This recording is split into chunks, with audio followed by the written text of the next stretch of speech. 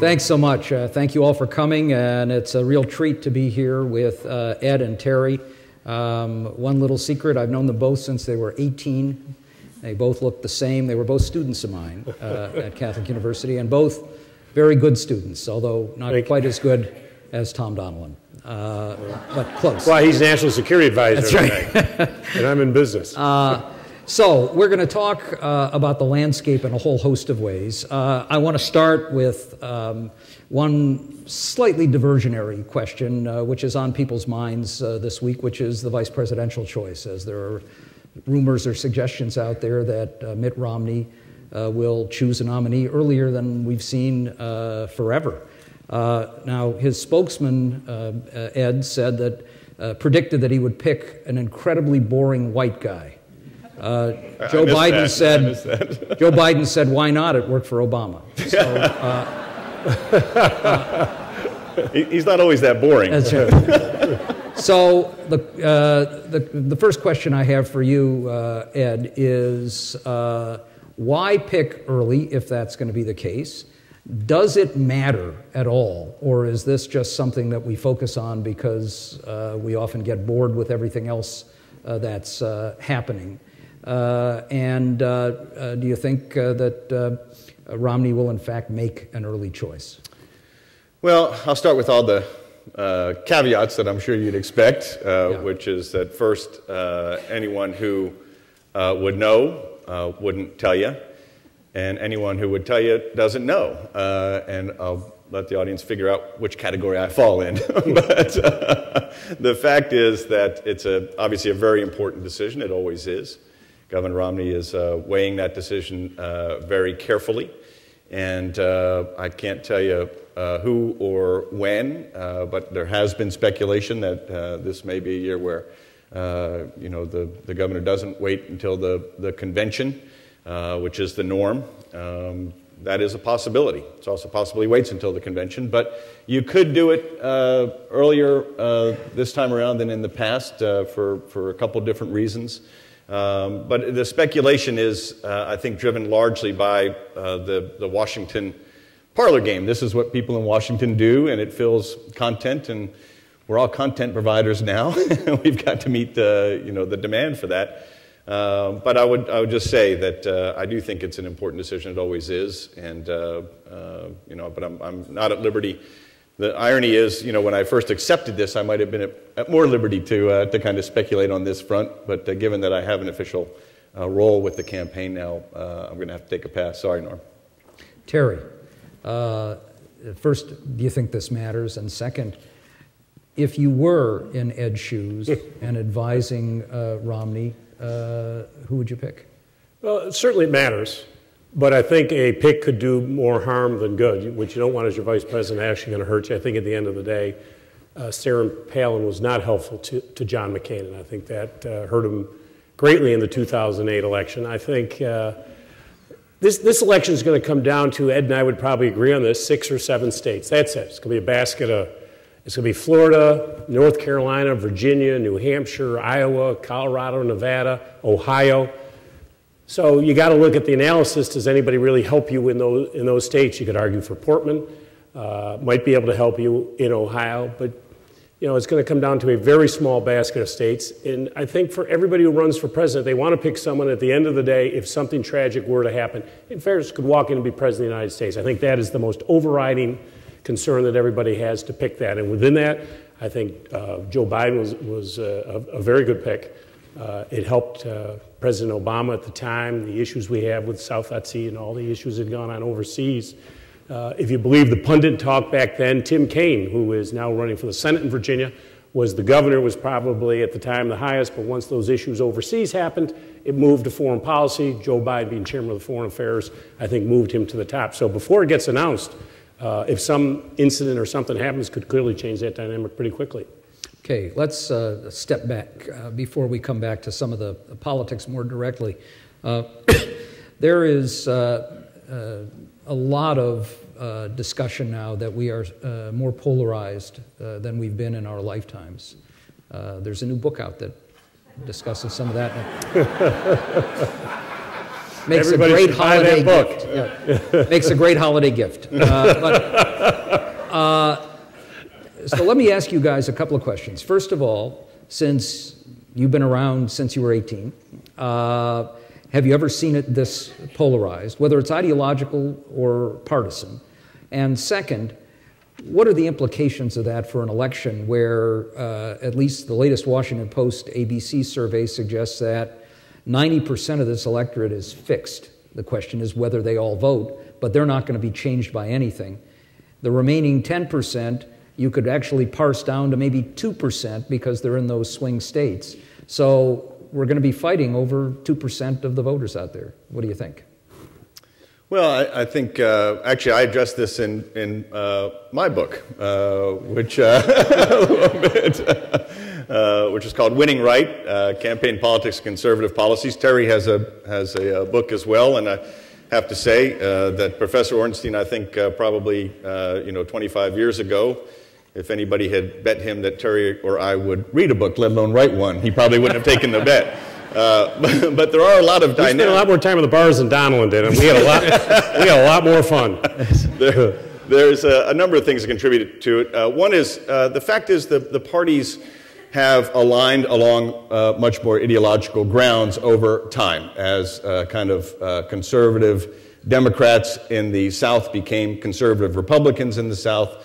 Liberal Republicans in the Northeast and West became liberal Democrats in the Northeast and the West, and so there's been more of an alignment. You used to have some overlap in the middle of liberal Republicans and conservative Democrats that really aren't there anymore. I think the National Journal did an analysis of the voting patterns, and for the first time, the most liberal Republican was to the right on the voting scale as the most conservative Democrat in the United States Senate. So there's no overlap at all. So that contributes to it. The other thing that contributes to it, I think, is redistricting. The fact is the precision with which congressional districts are drawn make it the case where most members of Congress would be more concerned about the prospect of losing their seat in a primary campaign than in a general election campaign. In a big year, as you know, 100 of the 435 seats, are in play, and you might get a net gain of 60, which is a huge year out of those 100.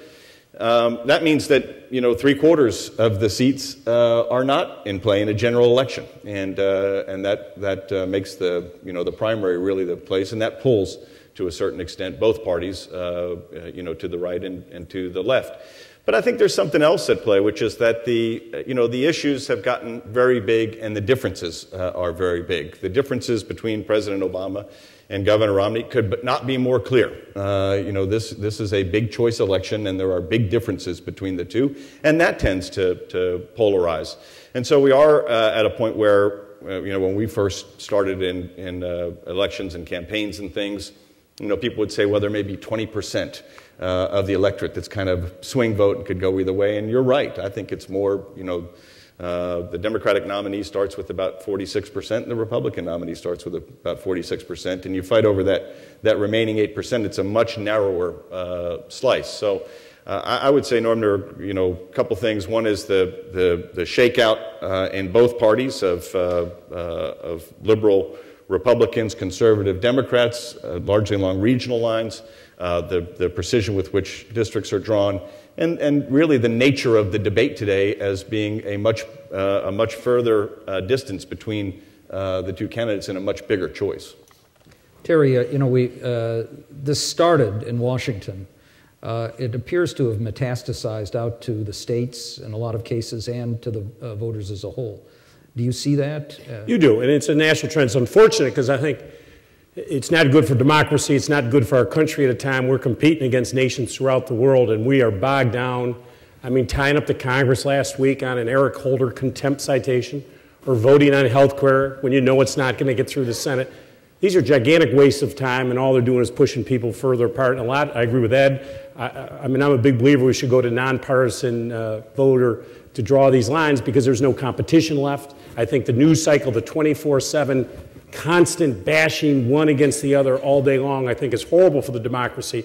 You got to get along at the end of the day, and compromise is not a bad word. I do it in business every single day. I wish I got everything I asked for. You don't. I mean, I had a lot of news this week. Most of you probably saw me. I was all over TV this week. I went to China and bought a big automotive company, and I moved the whole company to the United States of America. I ended up negotiating and putting the plant in Mississippi. Well, it was shocking to everybody that the former chairman of the Republican National Committee actually did a deal with the former chairman of the Democratic National Committee. That shouldn't be shocking news. You and I grew up, Tip O'Neill and Bob Michael used to fight all day. But at the end of the day, they go out and have a beer at the end of the day. We got to get more into that because for the sake of our country, we're losing it. And this ideological fighting is hurting our nation, it's hurting our kids, and we got to move forward in a positive way. And I think it's going to take a couple more election cycles. I don't think much is going to change. I mean, Ed and I disagree on this. You know, when I was chairman of the National Party, I used to go on Rustert all the time, meet the press, and they say, now, Mr. Chairman, are you going to win this? And, you know, be honest with you, and I apologize, maybe I wasn't always as truthful as I probably should have been. But, you know, it's hard to go on national television and Rustert asks you, oh, no, Tim, we're going to get our ass kicked. Stay home, don't vote, we're ruined. So, you know, it is what it is, my job to be positive. But, you know, today, if I had to bet money, I think it's highly likely that President Obama wins re-election. I think we get closer in the Senate. I think, you know, Angus King will probably caucus with us. I think it's hard for them to pick up 5. I think we pick up some seats in the House, but I think it's hard to get the House back. So we could end up in the same place that we are next year that we are today, and we better figure out a way that Democrats and Republicans work together because it's really hurting our nation. Ed, do you think that it's going to take more than one cycle? Do you think that this election can reduce or ameliorate this divide? Well, I think it probably does take more than one cycle. Let me first start by saying, obviously, I disagree with Terry's analysis. I said that in fairness. The outcome, right? I believe when you look at the dynamics in this race, when you look at the historic indicators for a sitting president, the unemployment rate, consumer confidence, the head-to-head, the job approval rating, it's very unlikely President Obama gets reelected. So I believe we'll have I think a complete changeover in Washington, essentially, because I also think when you look at the Senate in that instance, there is a good chance that we can net 5 seats when you look at how many open seats the Democrats have. So that said, obviously my take on what happens in November is different. In terms of the nature of the cycles and will that diminish some of this polarization, I think that there will be, in order for that to happen, there has to be a market correction. There has to be a market response, and that has to be with the voters. And I think you can see some indication that voters are focused on we want to get some things done. We want to see people come together. Governor Romney, did that in Massachusetts. Obviously, not surprisingly, when you have a state with 11% registration for Democrats and you're the Republican governor, you need to work with Democrats to get things done, to balance the budget, to get education reforms and other things that were done. I think people want to see that. They want to see a leader who can work across party lines and get results. And I think that would be rewarded in the political process. But I think it will take another cycle for us to see the evidence of that. Let's talk for a minute or two about money. It's a different landscape out there now, post-Citizens United. Even pre-Citizens United, we were seeing some pretty dramatic changes. And Ed, you've had some involvement with some of these outside groups. What role do you think money is going to play this time? We've got a huge sum being put into some of the Senate races, and you're going to have potentially as much or more money raised and spent by outside groups that are, in theory, uncoordinated with the presidential campaigns as the presidential candidates and the parties themselves will raise. Terry, what do you think? I think one of the worst things happening in democracy is the Citizens United. I think we ought to have full disclosure. I hate to see all this gigantic unregulated, Ed and I were both party chair. We were big believers that the money should go through the party because then you have some checks and balances and we had to spread the money out. Now as there's no governor on it and it's all out there and you're not sure where it's going. I will say, a lot of Democrats say, oh, I worry so much that the Karl Rove and the Koch brothers and all that. If you go to my analysis that we're coming down to 6 or 7 states, I'd make the argument, first of all, that both sides are going to have plenty of money. We're not going to have a problem getting the message out in 6 or 7 of those states. And as much as we're fretting, I don't like them, but as much as everybody frets, I don't know what the impact's going to be. We've seen a tremendous amount of TV already. In Virginia, where I live, I think we've seen 4, if not 5 ads against Tim Kaine. Very negative, very, these outside groups, most of them Karl Rove, has not moved the numbers. Tim is still up. So I don't know if a lot of people have just tuned this stuff out. I think a lot of people have said, I am so sick and tired of this election already. And they've tuned out a lot of this negative stuff. But is there too much in it? Sure. I'd like to go back to how we had it before, where the parties controlled it and handed it out, and we had governance issues with our members, and everything was out in the open. Well, to Terry's point, when he was the Democratic National Committee Chairman, I was the Republican National Committee Chairman, I actually fought the Bipartisan Campaign Finance Reform Act and said that one of the effects of it will be it's going to diminish the parties, and it's going to move the money outside the parties to these outside groups, and we're better off having, like Terry said, having the parties be accountable for the expenditures, and that we shouldn't have this law take effect, and filed an amicus brief with the Supreme Court. We lost, and we went a number of cycles where on the conservative side we didn't engage, and we got outspent considerably. In particular, if you look at the 2008 cycle, when you had MoveOn.org and Moving America Forward, not to mention the AFL-CIO and AFSCME and the SEIU, and John McCain and his campaign were swamped by the expenditures on the other side, but not to mention the fact that he stayed inside the public financing system, and President Obama went outside it despite saying he would. So we outspent hugely, and that made states, help put states like North Carolina, Indiana, even Montana was in play, if you remember, in 2008, because of that money advantage. And, I and some others came to the conclusion that we needed to stop complaining about this and start responding to it and operate under the law as it is.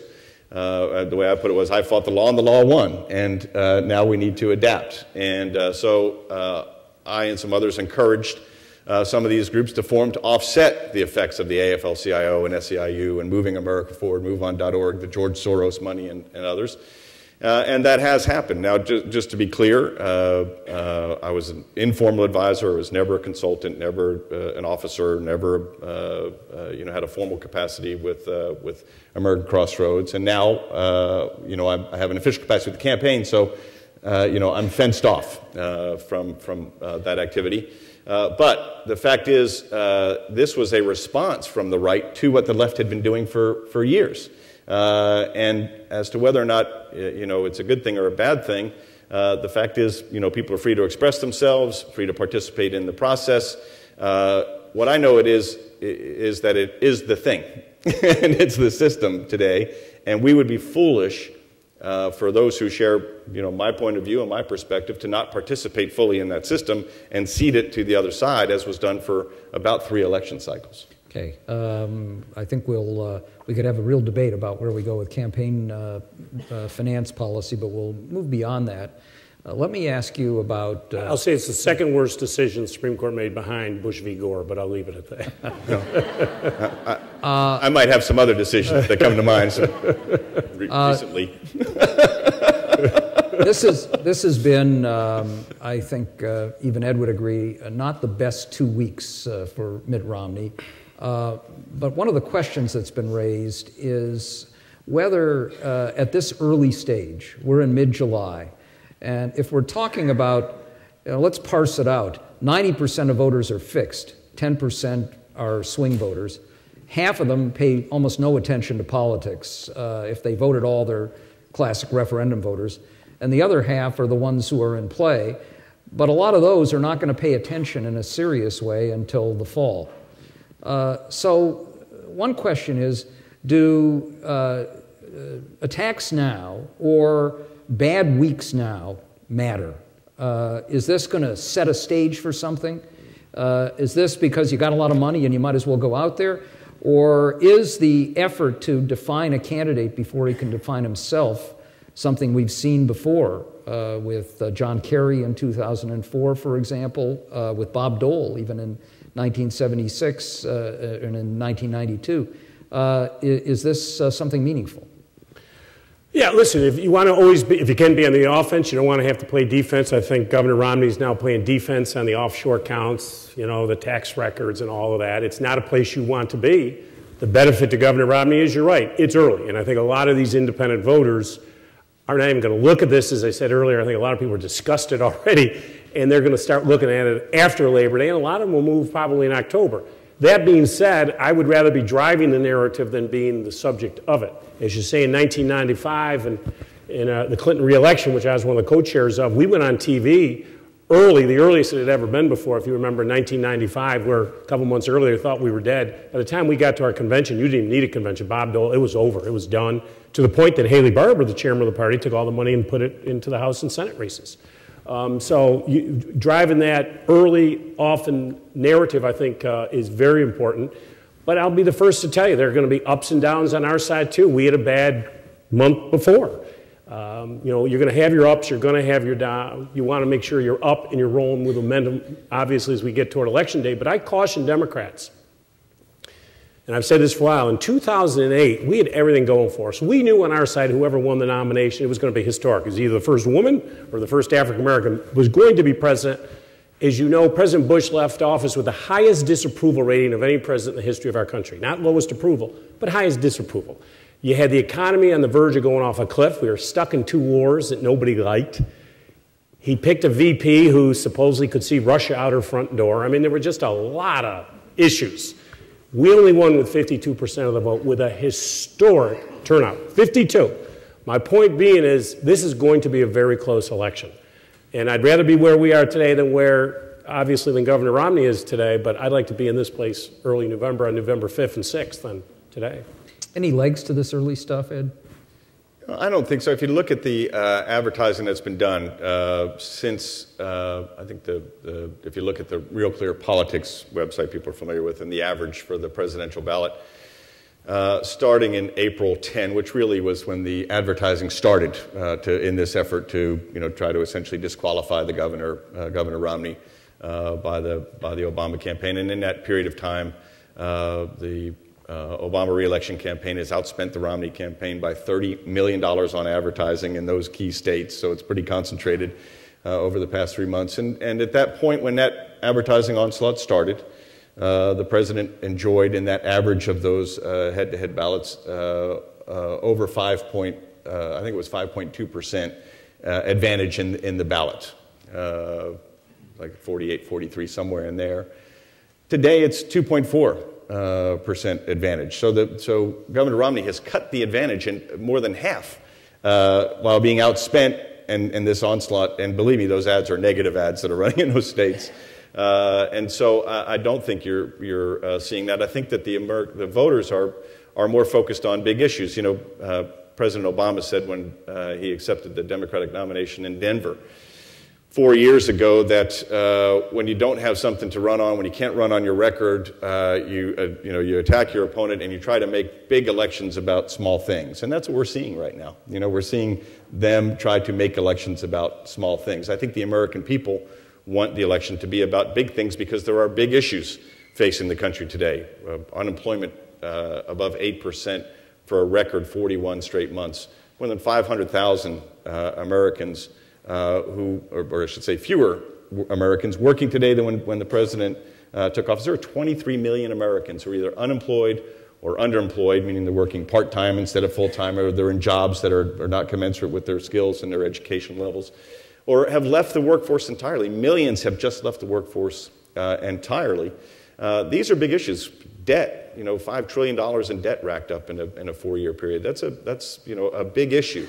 And the American people want to see these issues addressed, and we're going to stay focused on those issues and on the economy. And I think that, and believe, when you look at like I say, the historic indicators, that's why there's going to be a change at the top in November. Ed, I can't resist asking you at least a little bit about the tax returns. If there's one lesson you would think that would be learned by people in public life, it's that you're going to have to disclose stuff, and you might as well do it early instead of letting the drip, drip, drip take effect. I don't want to embarrass you with a quote from 2004, but back then you urged John Kerry to release all of his tax returns and said the American people want transparency and openness. What's the deal here? Why ignore what seems to have been one of the major elements of human nature and the fact that ultimately you're going to have to release things? Well, I don't want to embarrass you by correcting your quote of me, but the fact is what I said at the time, if you look at the actual debate at the time, was because Teresa Heinz Kerry had guaranteed a loan that Senator Kerry had taken out, that her tax record should be made public as well. Now, Governor Romney has made his tax records and Romney's tax records and the family's records public, obviously, and for 2010, and we'll make them for 2011, which is 2 years. By the way, that's what Senator John McCain did, the last Republican nominee, in 2008. So there's a precedent here that we're adhering to. And again, this is big election about small things. People have 500 pages of Governor Romney's 2010 tax returns. They'll have all of his pages of his 2011 tax returns when they're completed, and they'll have lots of things to discuss in that. But 2 years was what the Republican nominee John McCain did in 2008, and 2 years is what we're doing now.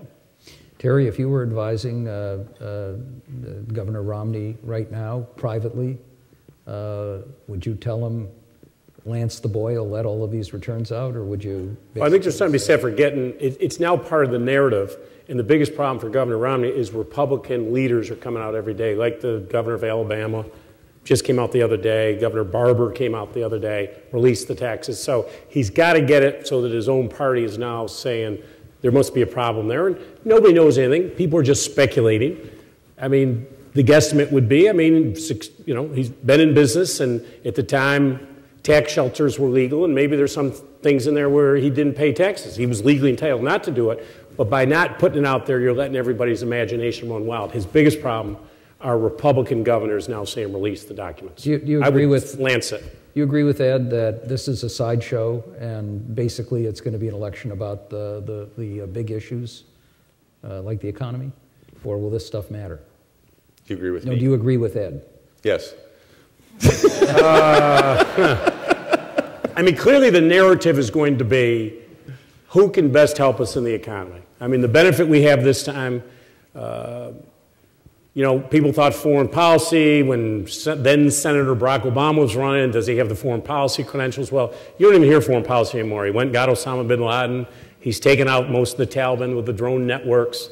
Peace is breaking out throughout the world. So the foreign affairs issues are now put to the side. So I think it's really, unless barring something happens, say we don't know about, but it's going to be back in the economic issues. But for the independents and the people who are out of work, can this guy relate to my life? Does he understand what it is for me to be out of work for 2 or 3 years? That's the issue that these are tough economic times, but you have to always remember that Barack Obama has always been personally popular. They like him. Now, they may not like some of the policies, but they like him. And his lowest job approval, has been 40, where at one point Bush was at 28, Jimmy Carter was at 29, Ronald Reagan was 34, Bill Clinton was at 34.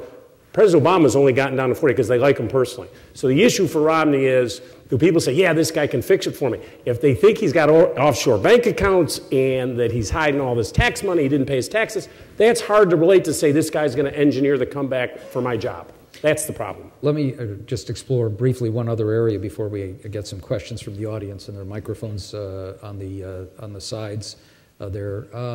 And you raised it, which is foreign policy. Governor Romney's taking a trip abroad, which is a pretty traditional thing for a candidate to do in the middle of a campaign.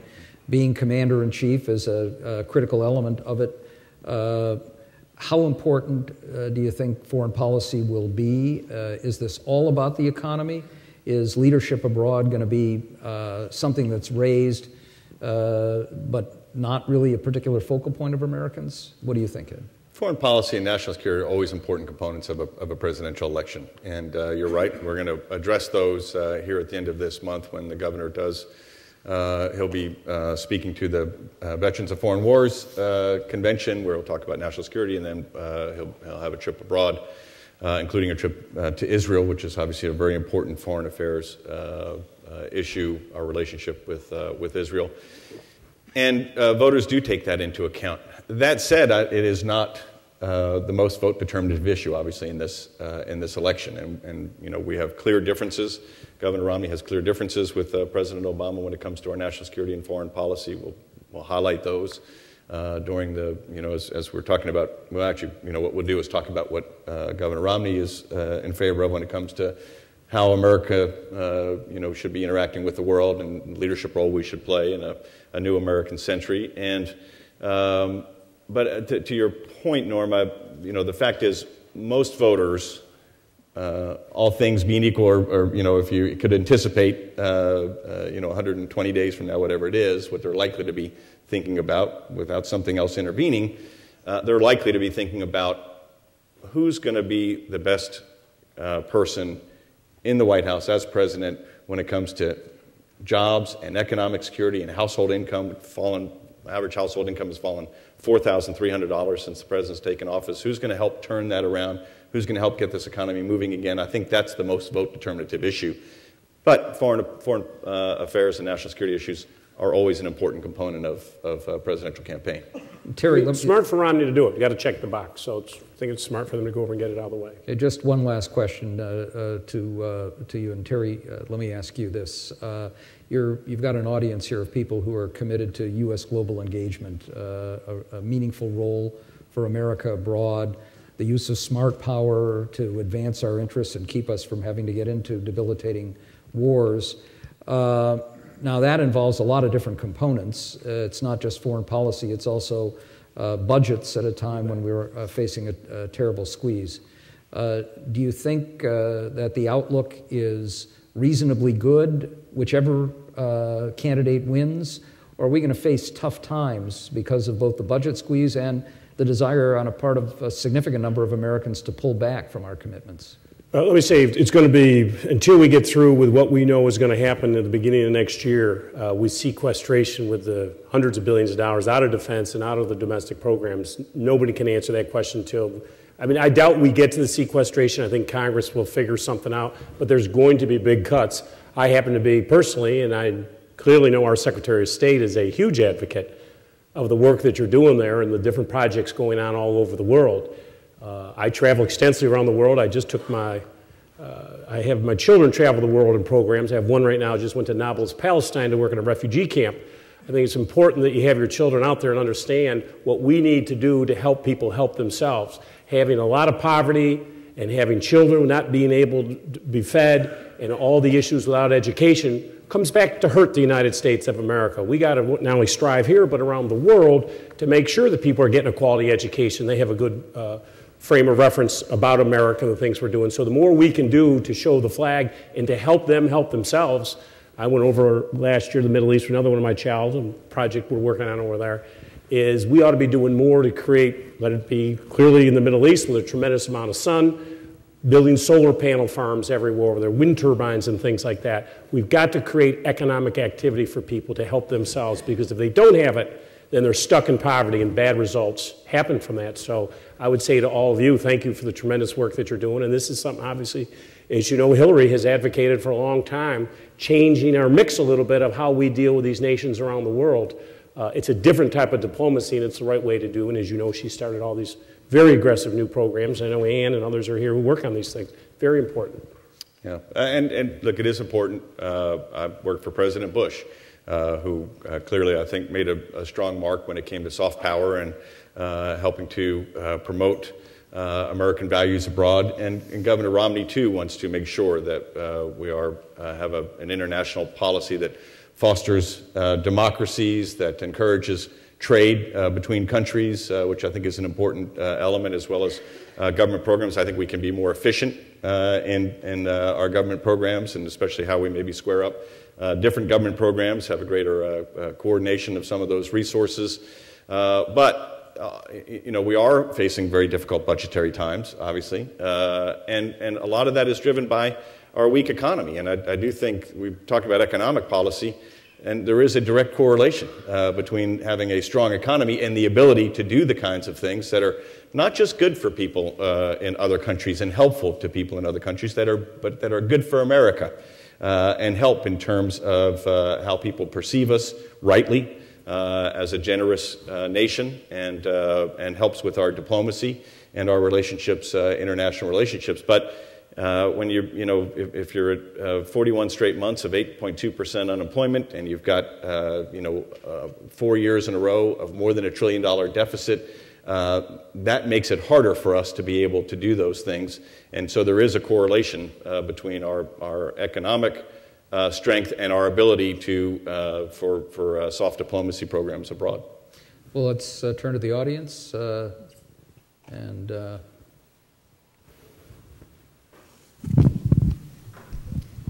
You have a question? And please identify yourself. Okay. My name is Mackenzie Rockcliffe. I work at the Africa Center for Strategic Studies, but more importantly for this question, I'm a Mainer. And I'm incredibly proud of our political pedigree, both sides of the aisle, the old school politicians like Senator Snowe and Collins and Bill Cohen and George Mitchell. So I heard you mention Angus King, so I can't resist asking what you think of his candidacy and whether his intention of decreasing partisanship has any chance of succeeding, being an independent. And perhaps are there any senators left that are more of that conciliatory style that might join him in his effort to decrease partisanship? Well, I would say, listen, he was a very activist governor, and, he's running, as you know, as an independent. I think most people would say it's most likely. He said he's not going to make a decision which party he caucuses with till he gets here, but if he asked me to bet my mortgage, I think he will caucus on the Democratic side, but we'll see. Just as you know, we have 2 independents already. We have 51 Democrats to 47, and the 2 independents caucus with us. I would say this for most of the senators, and I talk to them, I mean, it's not like it's a fun place for them either anymore. I mean, most of the people go in the Senate, a lot of them, Mark Warner from Virginia, very successful governor and successful business person.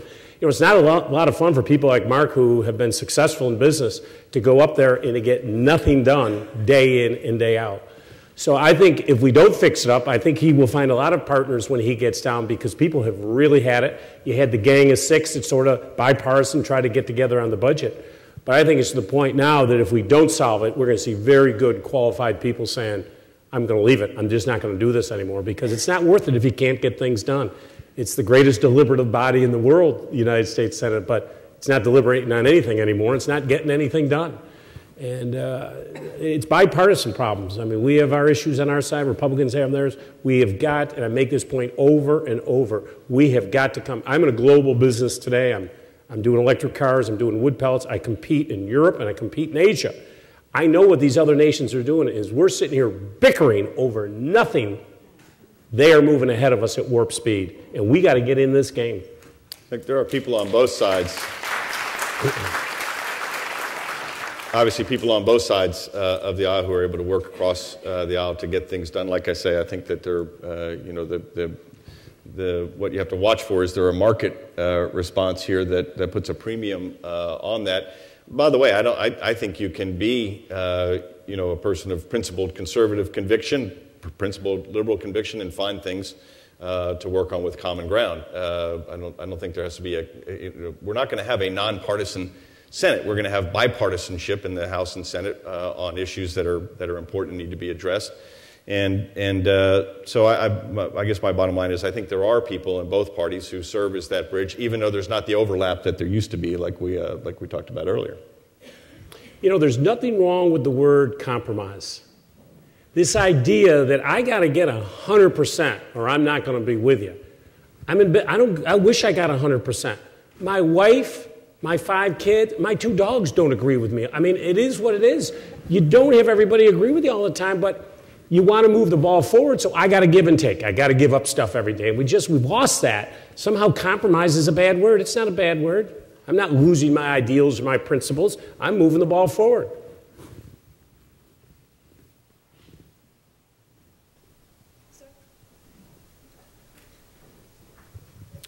Hi, I'm Chuck Floyd. I'm from Virginia. I'm on Ed's side of the party. My question to Terry is, why does Barack Obama and the Democrats keep asking for Romney's records when Barack Obama won't show his own records? Why does he show his tax returns before he became Barack Hussein Obama, before Why he released his records from college and why he lost his law license, all these other things. I'm not sure I got all of it, but I think he's released all his tax returns, I believe. I mean, he's even released his birth certificate several times. But I think he's put all his, I mean, there's no question that, I mean, Donald Trump wants to see what his grades were, I think, and, oh, heck, Eddie and I don't want our grades out either back in high school. I'm sorry, but honestly, sir, I don't mean to make light of it. I think he's put everything out. I think there is some skepticism, this whole ridiculous birther issue, which, going to my point, we think this is helpful for the United States of America to have this continually ridiculous argument, but the president has put all his tax returns out. I mean, as you know, for those on the other side who like to say he was a community organizer, I don't think there was a lot of money there for a long time. He wrote a book and put that up, but I think he's put all his taxes out, I believe. Like I think there are transparency issues here. I mean, the fact is, you have this president at the time, ironically, and his campaign calling for, for all of the governor's tax returns, and yet they won't give to Congress. They're hiding behind executive privilege on the Fast and Furious issue, which is a very important issue. Meeting with lobbyists, who were the lobbyists they met with off campus after they said there would be a transparent White House. There's a lot of hypocrisy on the transparency front. The bottom line, though, at the end of the day is, again, I think these issues, what the American people want to know is, what's your plan for getting the economy moving again? And we've yet to hear from President Obama what his plan is. We know after the last jobs report last Friday, he had two policy proposals. One was to raise taxes again, particularly on small business owners. He said yesterday that if you own a small business, you didn't build that. Other people did that for you. I don't think that's how most small business owners feel, but that is, it's revealing, and that's why he wouldn't mind raising taxes on small business owners, because he thinks they didn't build those businesses. And then the second thing was he gutted the bipartisan welfare reform work requirements that Bill Clinton signed and a Republican Congress had passed. So I think policies are what matter, but we don't know, neither of those things will actually help us create jobs. Mitt Romney has a plan for job creation that we're talking about, and that's what most people want to hear about, and that's where the focus ought to be, in my estimation. That's where we're going to keep it. Okay. We've got a question down here. Hi, my name is Paul Thornton. I'm also a Virginian. My question is mainly to you, Mr. Gillespie. You said that you disagreed with Mr. McAuliffe's outlook of President Obama's re-election chances based on previous trends for a sitting president. I'm sorry, you said I disagreed with him. You disagreed with yes, Mr. McAuliffe's outlook. Yeah. But most economists would tell you that previous performance is not a good basis for future outcomes. What would you say to that? Well, I would say we're not selling a mutual fund here. We're looking at historical norms, and the fact is, since the Great Depression, when the unemployment rate has been above 7%, set aside 8%, but above 7%, as it was for George H.W. Bush seeking re-election, President Bush 41, as it was for Jimmy Carter seeking re-election, and as it was for Gerald Ford seeking election, not re-election in his instance, but a sitting president running for re-election. And they lost when it was above 7%. The exception to the rule was Ronald Reagan, and unemployment was 7.4%, I think it was, when he was re-elected. But remember, and you might not, but his campaign was Morning in America. It was a right direction campaign because the unemployment rate had come down a full percentage point in the past 12 months, I think, going into that election. So people thought it's getting better. And so he was the exception to that rule. There's no way, in my estimation, I'm not an economist, but I would be very surprised if the unemployment rate comes down a full percentage point between now and November. And so I don't think that's going to be the case for President Obama. And with it, where it is likely to be, I think it's going to be more consistent with President Bush 41, with Gerald Ford, and with Jimmy Carter. Let me give you one statistic. The last word here. Yeah, one statistic. In the last 100 years, when a president has taken over from the other party and then has run for re-election, only once in 100 years has that president not won re-election. It was 1980, Jimmy Carter, the only time. And for those of us in the audience who are old enough to remember that election, it was actually tied the Friday before the election, then overnight collapsed with a new hostage deal. and I'm not one who goes back and says well, the economy was this and that. I think every election is very unique. I think this is going to be a very unique one. I think most people would say that President Obama inherited a horrible economy, the worst we'd had since the Depression. Bush had lost 750,000 jobs per month, and we can go back, but going back and doing that isn't moving the ball forward. People want to see who's really going to get us out of this. I think the biggest problem for the Republican Party is that they're really not all that excited about their nominee. Now, Ed's got to disagree, and I understand that, but they're not. Disagree. They're not jacked up. They had I would say, a horrible primary season. I think probably their best candidates didn't run, but you had 25 debates of this constant gnawing on each other, and it got ludicrous. Remember Rick Perry say, "You come to Texas, we'll kill you," and everybody, "Yeah, kill them all." And you had Newt Gingrich talking about building lunar colonies, and the party of family values of the children of Newt's first wife out defending the third wife against attacks from the second. No, I'm just saying it got to be bizarre, and Ron Paul talking about forget Iran and who cares about Osama bin Laden. And then finally, the fastest growing population in America, the Hispanic community, fastest growing. It's not a welcoming message for the debaters on the stage to say who's going to build the biggest wall and who can get the most electricity through it. It's not a good message to welcome people into your party. So they come out of that primary season and got all these issues going on, and at the end of the day, who is it do you think is going to best the economy? I'd rather President Obama. They like him personally. They're not sure they like Mitt Romney. They don't know enough about him, and he's making it sort of hidden in secret by not releasing this data, which I think hurts the likability issue. I want to thank you both, and I want to focus. I want to end by focusing on. I just say there should be some penalty for throwing a punch after the bell has rung, yeah. But go ahead. But I want to focus on what you both agreed on, which is the importance of American global engagement abroad, and that's one place where bipartisanship rules. Yep. Thank you.